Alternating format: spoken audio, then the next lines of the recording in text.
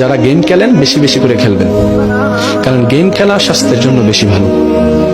Game খেললে brain ভালো থাকে, গেম খেললে শয়তানে একটু সুন্দর করে লাগতে পারবে, গেম খেললে মারামারি করার সুযোগ পাবেন, সেজন্য গেম ভালো করে খেলবেন।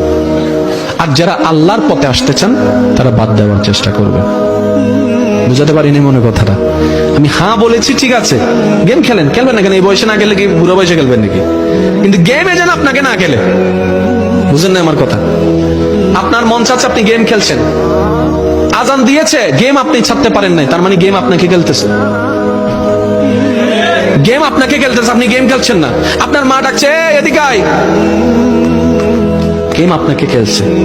আপনি কখন গেম খেলেন জানেন? যেটা আপনার ইচ্ছায় চলে, মন চাইলে খেলবো, মন চাইলে রাখবো, এই গেম আপনার আন্ডারে। কিন্তু আপনি নিজেকে প্রশ্ন করে দেখেন, আপনি গেম খেলেন নাকি গেম আপনাকে খেলে?